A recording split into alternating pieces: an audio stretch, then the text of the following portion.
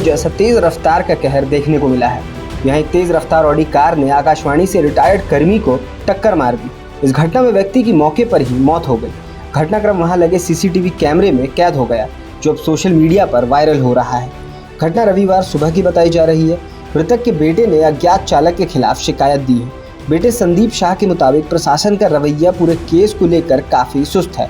आप ही सुनिए मृतक के बेटे ने क्या कुछ कहा। सर, सबसे पहले वो जो घटना है क्या हुआ था पूरा डिटेल में अगर बताते हैं। जी, मेरे फादर रोज़ मॉर्निंग वॉक पे जाते थे सुबह के टाइम पे, तो डेली की तरह वो कल भी गए थे और मॉर्निंग वॉक करते समय सामने से वो अराउंड 6:15 के बीच की बात है ये।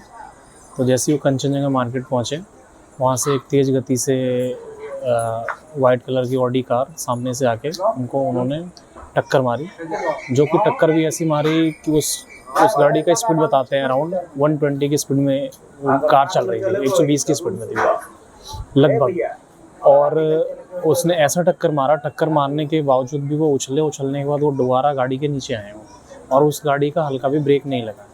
आगे चल के वो गाड़ी एक स्पीड ब्रेकर है, कंचनजंगा अपार्टमेंट का रोड रास्ता है वहाँ पे वो स्पीड ब्रेकर पे कम से कम 5-6 फीट ऊपर ऊंचाई पे ऊँची है। फिर वो तेज़ी से निकल गई। निकलने के बाद वो सीधे मतलब बताते हैं कि लेफ़्ट साइड में भी किसी को हिट करके गई है वो। तो ये चीज़ मुझे नहीं पता, बट फिर मेरे नेबर जो भी वॉक के लिए गए थे, उन्होंने मुझे यहाँ आके 6-6:15 की बात है, उन्होंने मुझे इन्फॉर्म किया। मैं तुरंत घटनास्थल पे गया, वहाँ कोई नहीं था वहाँ पे। फिर मैं अगल बगल के लोगों से पूछा कि कैसे क्या हुआ, उन्होंने मुझे बताया ऐसी बात है। तो फिर मैं थाना सेक्टर 24 पहुँचा। वहाँ से मुझे इन्फॉर्मेशन मिली कि वो मानस हॉस्पिटल में गए हैं, सेक्टर 24 में मानस हॉस्पिटल है। मैं वहाँ भी गया, पुलिस वाले लेके गए थे। तो वहाँ मुझे पता लगा कि मैं पहुँचने के बाद तो मेरे पिताजी की वो मौके पे ही मौत हो गई थी।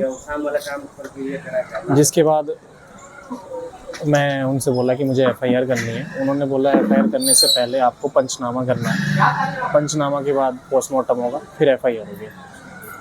जैसे उन्होंने बोला मैं उसमें एग्री हो गया। फिर मैंने पंचनामे के लिए सूरजपुर कोर्ट गए, वहाँ से पंचनामा हुआ। वहाँ से आने के बाद हम SHO ऑफिस गए सेक्टर 39। फिर वहाँ से हमने पूरे डॉक्यूमेंट पेपर लेके फिर हम पहुँचे पोस्टमार्टम के लिए सेक्टर 94 94। वहाँ पोस्टमार्टम हुआ। पोस्टमार्टम के बाद हमने एक नया स्लिप लिखा, एक एप्लीकेशन। वो एप्लीकेशन हमने जाके थाना प्रभारी सेक्टर 24 में दिया हमने। उसके बिहाफ पे उन्होंने हमारा एफआईआर रजिस्टर्ड कर दिया। फिर उन्होंने बोला 5 बजे के अराउंड आपको स्लिप मिल जाएगी, आप आ जाना। उसके बाद हम अंतिम निवास चले गए। वहाँ से वापसी में आते समय हमने वो एफआईआर स्लिप रिसीव करी। रिसीव करने के बाद हमने पूछा कि अराउंड ये 12 आवर हो चुका है, आपने इस बीच क्या क्या काम किया। तो उनका कोई पॉजिटिव रिप्लाई नहीं आया। उन्होंने कहा कि अभी तक आपने एफआईआर किया या नहीं किया। आफ्टर 12 आवर के बाद उनका ये जवाब रहता है। हाँ, मैं पूछा कि आपने इतनी सुबह से ये घटना हुई है, सुबह से आपको पूरी जानकारी है, आपने अब तक क्या किया। तो उन्होंने 12 घंटे बाद रिप्लाई किया कि आपने अपना एफआईआर दर्ज करा दिया। मैंने कहा सर ये तो कोई लॉजिक नहीं, सुबह से आपको पता है ऐसी घटना हो गई है, तो जाहिर सी बातें करा दिया होगा। फिर एक थाना कर्मचारी था उसके अंदर ही, और उसने हमसे क्या रूडली जवाब दिया कि हमारे पास और भी बहुत सारे काम हैं। मैंने कहा जी ठीक है आप जी, उनका नाम मेरे को बैच पे लिखा था, माइंड से स्लिप हो रहा है वो। तो हमने ये बोला कि चलो जी आपके पास और भी सारे काम हैं, ये काम भी तो है। मैंने बोला ये काम भी तो आपका ही है। दूसरा, वो हमारे जो घर के मेरे मेन सदस्य थे, वो मेरे घर के मुखिया थे, वो भी तो मेरे लिए कुछ है, जब तो मैं आपके पास आया हूँ।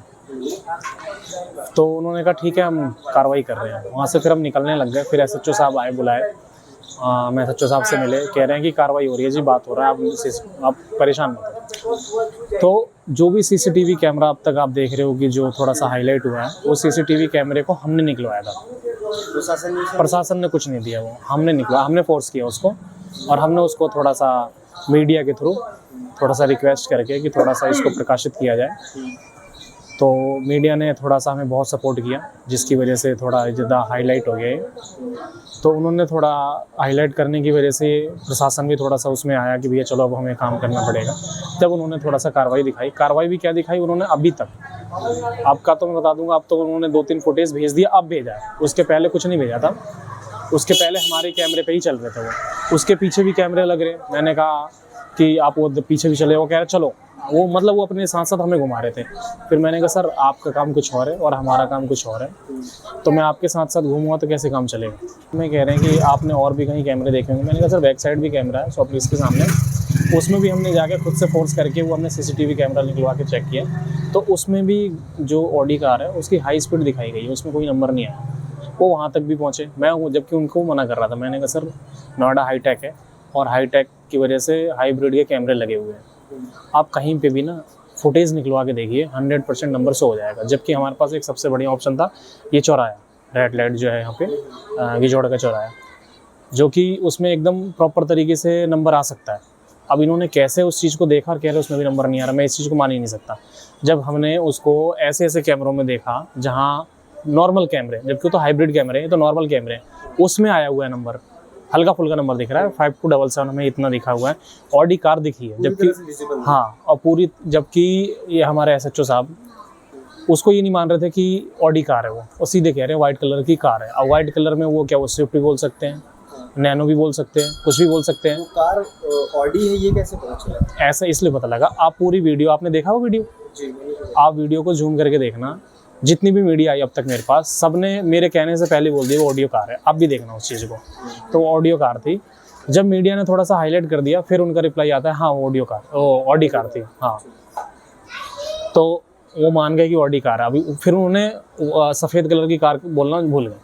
अब बात आती है यहाँ पे उन्होंने ऐसा क्यों बोला, क्योंकि अभी आपने पुणे का वो देखा होगा जो कोच गाड़ी से, हाँ, तो 2 लोगों को जैसे उसने किया, आपने देखा होगा ऑडी, BMW, मर्सिडीज़ और ये कोच गाड़ियाँ जो हैं हाई, हाँ, लग्जरी गाड़ियाँ हैं जिसमें नॉर्मल आदमी नहीं ले सकता, आप भी जानते हो। तो वो जो गाड़ियाँ लेते हैं वो सोचते हैं कि भैया हमने इतनी महंगी गाड़ी ले ली तो ये रोड भी हमारा है और हम इस पर जैसे मर्जी वैसे चल सकते हैं। तो नॉर्मल इंसान जो आम जनता है उसके लिए कोई वैल्यू नहीं है। आप देख सकते हैं गाड़ी, जो भी वीडियो बनी है ना, वो वीडियो को देख सकते हैं कैसे गाड़ी आई है, कोई उसमें होल्ड नहीं लगा, कोई ब्रेक नहीं लगा, वो हिट करते हुए चली गई। तो फिर वहाँ पे SHO साहब ने माना कि हाँ भैया ये चीज़ है, ठीक है। उसके बाद 24 घंटे हो गए, हमने सुबह भी काफ़ी मीडिया आई थी, उन्होंने थोड़ा सा और हाईलाइट किया कि 24 घंटे हो गए आपने क्या रिप्लाई किया, इसमें कुछ भी नहीं। तो उनका कोई रिप्लाई तो खास आया नहीं। फिर बाद में 2-3 फुटेज आई, वीडियो भी आई, उसमें फुटेज भी आई, उसमें कुछ भी नहीं है। उसमें क्या दिखाया कि हमने 2-3 व्यू दे दिया आपको, उसमें भी गाड़ी पूरी प्रॉपर तरीके से आ रही है लेकिन नंबर नहीं आ रहा। नंबर के पीछे जो पीछे नंबर है उसको ब्लर कर दिया गया। ब्लर का मतलब है कि उसमें एडिट कर दिया गया है। आप अगर सेक्टर 24 थाना जाना चाहें तो आप उनसे बोलना जी आपने क्या काम किया, उनका छोड़ो जो किया, आपने कोई फुटेज निकाला, वो बोलेंगे हमने ये निकाला, क्या ना वो फुटेज हमें दिखाओ। आप फुटेज में हमेशा देखना जो नीचे का तरफ है, बॉनेट के उसका डिग्गी की तरफ के नीचे का हिस्सा जहाँ नंबर रहता है वो क्लियर वाइट दिख रहा है, और जो ऊपर का हिस्सा है वो ऑफ वाइट दिख रहा है। तो आपको लग रहा है CCTV से छेड़छाड़ हुई? अब उससे, अगर उससे नहीं हुई है तो उसके वीडियो में छेड़छाड़ हुई है, एडिटिंग हुआ है उसके अंदर, उन्होंने जानबूझ। अब फिर मैंने इनके साथ भी, अभी ऑफिसर आए थे अभी हमारे पास, 2 लोग आए थे और थाना प्रभारी भी आया। वो क्या था? एक तो अजीत कुमार जी आए थे, 3 स्टार थे, सिल्वर कलर में 3 स्टार थे, और उनके साथ थे आयुष मलिक जी, और दूसरा जिन्होंने बोला था थाने में कि हमारे पास और भी काम है, वो थे, उनका नाम याद नहीं आ रहा मुझे। तो ये 3 लोग थे वहाँ पे। तो जब यहाँ पे पब्लिक ने थोड़ा सा दबाव बनाया, प्रेशर डाला, हमसे पूछा क्या काम करते हो, पिताजी क्या करते थे, भाई क्या करते हैं, ये सब पूछा। जब पब्लिक ने थोड़ा सा प्रेशर दबाव बनाया तो अपने आप उठ के भाग गए, चले गए, एकदम भाग गए। कुछ आश्वासन नहीं, तुरंत ही भाग गए। उनको लगा कि भैया मामला थोड़ा सा ज़्यादा पेचीदा हो गया है और हम अभी तक क्लियरफाई नहीं कर पाए हैं। मैंने कहा सर, उन्होंने एक चीज़ बोला कि आप हमारे साथ चलो। मैंने कहा सर ये आपका काम है, आप करो। जब आप कह दोगे ना कि नहीं कर सकता, तब मैं चलूँगा आपके साथ। लेकिन मैं बता रहा हूँ आप कर सकते हो, लेकिन कोशिश करो। लेकिन आपने कोशिश नहीं किया। क्यों नहीं किया? हो सकता है कहीं आप ऊपर किसी से मिल गए। मैंने डायरेक्टली बोला जिस जो बात है।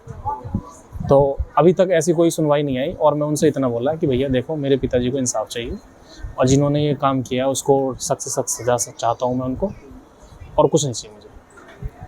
प्रशासन की तरफ से आपको कोई अभी तक कुछ नहीं, कोई मजबूत कार्रवाई नहीं मिली। जो भी मिला कार्रवाई सीसीटीवी फुटेज के और जो हमने जो अभी तक काम हुआ सब हमारी फोर्स की वजह से हुआ। तो आपको क्या लगता है पैसे के दम पे इस केस को दबाया हो सकता है जी, मैं ऐसे नहीं कह सकता, लेकिन ये हो सकता है, क्योंकि अगर आप नंबर में एडिटिंग कर रहे हैं, कुछ छेड़छाड़ कर रहे हैं, तो क्यों कर रहे हैं? कुछ तो बात होगी जब भी तो कर रहे हैं। और वहाँ से यहाँ तक गाड़ी जाने में कितने कैमरे हैं सबका? अगर अभी आप हेलमेट लगा के मत जाओ, आप घर नहीं पहुँचोगे, चलाना आपका घर पहले पहुँच जाएगा। गलत कह रहा हूँ? तो वहाँ से ऑडी कार निकलती है, उसी कैमरे के पास से निकलती है, उसको आप ऐसा फुटेज, ऐसा कैमरा लगा हुआ है कि आप उसमें क्लियरिफाई आ रहा है, एकदम क्लियर आ रहा है कार है कि ये ऑडी कार है। उसके अंदर की चीज़ें दिख गई हैं, कार के अंदर की चीज़ें दिख गई हैं, इसके अंदर क्या रखा हुआ है, और आपको नंबर नहीं दिखा। आप सोचो, ये लॉजिकल बात है ना? तो ये नंबर नहीं दिखा आपको। लेकिन आने वाले वक्त में क्या करेंगे आप? आने वाले वक्त में क्या है, फिर हम आगे का कुछ सोचेंगे जी। अब तक ये पुलिस यहाँ से कुछ नहीं कर पाती है, तो हम आगे कार्रवाई करेंगे, सीबीआई जांच मांगेंगे, और क्या करेंगे हम। शुक्रिया। और ऊपर तक जाएंगे हम, और प्रशासन को हम बोलेंगे कि भैया हमें यहाँ से संतुष्टि नहीं है, जरूरत पड़ेगी तो केंद्र सरकार के पास भी जाएंगे। क्या करेंगे हम, योगी तक बात पहुँचाएंगे। और हम तो वो क्षेत्र से हैं जहाँ से अपने एडीजी प्रशांत कुमार जी हैं, तो हम तो कहीं ना ऊपर काम करेंगे ही करेंगे, ऐसा थोड़ी छोड़ेंगे जी। फर्दर एक्शन के लिए आप क्या करेंगे? फर्दर एक्शन के लिए मैं चाहूँगा, माननीय मुख्यमंत्री जी से दरख्वास्त करूँगा कि मेरे को इसमें सीबीआई जांच चाहिए। मुझे इन पुलिस वालों पे कोई भरोसा विश्वास नहीं है, क्योंकि इस घटना को हुए कम से कम 40 घंटे हो चुके हैं। अब तक उन्होंने ऐसी कोई ठोस कदम नहीं उठाया जिसके तहत मुझे ऐसा फील होता कि इस कार्रवाई के अंदर, इस काम के अंदर अभी वो कुछ काम कर भी रहे हैं या नहीं कर रहे हैं। बस 2-2 मिनट आते आते 1-1 घंटे में वो फ़ोन कर देते हैं कि हाँ हमने ये फुटेज भेज दिया, हमने ये फुटेज भेज दिया। अभी कुछ पुलिस वाले भी आए थे जिसका आगे का कोई परिणाम नहीं दिख पा रहा। इसलिए मैं चाहूँगा कि माननीय मुख्यमंत्री से रिक्वेस्ट करूँगा कि मुझे इसमें सीबीआई जाँच दी जाए। पूरे केस पर प्रशासन का क्या कुछ कहना है, सुनिए एसीपी नोएडा अरविंद कुमार को। और जो गाड़ी हिट करके भागने वाली गाड़ी है, उसके संबंध में हम सभी कैमरे, जो उसके रास्ते के कैमरे हैं, तो रास्तों को चिन्हित कर रहे हैं किस रास्ते से आई, क्योंकि उसका नंबर जो है स्पष्ट नहीं है। जो उस पर कैमरों में आ रहा है, तो उनका रास्ता स्पष्ट कर रहे हैं कि किस रास्ते से गई है वो और कहाँ से आई है। नहीं, हम काफी आगे बढ़ चुके हैं, हम ढूंढ लेंगे, शीघ्र ढूंढ लेंगे गाड़ी को। इसके बाद हमारी टीम ने मृतक के पड़ोसी से भी बात की, उनका क्या कुछ कहना है आप सुनिए। आप जनकदेव जी के पड़ोसी? जी सर। उनके बारे में अगर कुछ बता पाओ, कैसे इंसान थे, क्या देखिए, कुछ डिटेल्स अगर बता। घर के मुखिया थे वो, और परिवार बड़ा था, सबको देखने को उनके हाथ में था। तो मतलब एक परिवार के मुखिया का जाना बहुत बड़ी बात होती है। और जिस तरह ये लोग गाड़ी चला रहे थे, और कोई भी आदमी सर्विस रोड पे 100 की स्पीड से आएगा तो क्या हाल होगा आदमी का। आपने सब देखा भी होगा अपने फुटेज में कि एक आदमी 5-6 फीट की ऊंचाई से उछल रहा है। आप अंदाजा लगे कितनी स्पीड से गाड़ी आ रही होगी। और एक परिवार को जो आदमी देख रहा है, और उसके जाने का कितना दुख होता है परिवार में। एक पड़ोसी के तौर पे आपका पूरा समर्थन परिवार को है? बिल्कुल। हाँ, तो परिवार दोनों एक ही, मतलब एक कंबाइंड जैसे मजे होता है, जैसे होता है परिवार होता है, सेम वैसे ही थे। दुख सुख में सब लोग साथ ही रहते थे हमेशा। तो आपको लग रहा है प्रशासन का साथ ही नहीं मिल रहा है? बिल्कुल नहीं मिल रहा है। 24 घंटे से फालतू हो चुका है, अभी तक कोई रिस्पॉन्स नहीं आ रहा है। मतलब नोएडा में इतने कैमरे लगे हुए हैं हर चौराहे पे, मतलब वो कार कहाँ से गई और कहाँ निकली उनको किसी को दिखाई नहीं पड़ रहा है पुलिस वालों को। मतलब रोड से चंगी जगह से गाड़ी निकली है, सामने गई है, सामने भी कैमरे लगे हुए हैं, दाएं कैमरे लगे, बाएं कैमरे लगे हुए हैं, कुछ तो दिखाई पड़ेगा ही। वो कुछ नहीं, रिस्पॉन्स नहीं मिल रहा है। गाड़ी जा रही है, नंबर नहीं आ रहा है गाड़ी का। आपको लग रहा है कि छेड़छाड़ हुआ है? छेड़छाड़ बिल्कुल पायरेसी हुई है इसमें बिल्कुल पायरेसी हुई है। सपोर्ट मिल रहा है, जो आदमी गाड़ी चला रहे थे उनका सपोर्ट है पुलिस वालों को। हमें कुछ नहीं मिल रहा है उस पर से। तो किसी प्रशासन वाले ने कुछ अभी तक आश्वासन मतलब दिया हो, आया हो? यहाँ पे आए थे यहाँ पे, और संदीप के नंबर पे उन लोगों ने व्हाट्सएप पे फुटेज दिया है बहुत से आने कैमरों का, लेकिन वहाँ भी कुछ मतलब गाड़ी आ रही है लेकिन उसका नंबर प्लेट नहीं दिखाई पड़ रहा है, नंबर नहीं दिखाई पड़ रहा है। ऐसी कार्रवाई नहीं हुई जिससे जांच आगे बढ़े? जहाँ के काम है वहीं रुका हुआ है। तो आपके आने वाले वक्त में आपको क्या लगता है कि किस तरीके से? देखिए सर, आप लोग का सपोर्ट चाहिए, बस आप लोग सपोर्ट करेंगे, पुलिस वाले अपने आप कार्रवाई करेंगे। आपका दबाव पड़ेगा तो ऑटोमेटिक है कि वो कुछ ना कुछ आगे कार्रवाई ऐसे बढ़ाएंगे। केस में आपको क्या लगता है कि पैसों के दम पे दबाया जाता है? क्योंकि पुणे में भी आपने देखा हाँ। कार क्रैश का मामला है। अभी मैं वही टीवी पर न्यूज़ देख रहा था, जब सब कुछ हो गया तो पुलिस कमिश्नर ने अभी कमेंट किया है कि नहीं छेड़छाड़ हुआ है, ब्लड सैंपल वगैरह चेंज किया था उन लोगों ने, तो हो सकता है यहाँ भी कुछ हुआ है, तभी कुछ आगे कुछ काम बढ़ा नहीं, आगे जहाँ काम वही रुका पड़ा है। अब देखते हैं कि क्या एक आम आदमी और उसके पूरे परिवार को इंसाफ मिलता है या पावर, पहुंच और पैसा अपना खेल दिखाता है। धन्यवाद।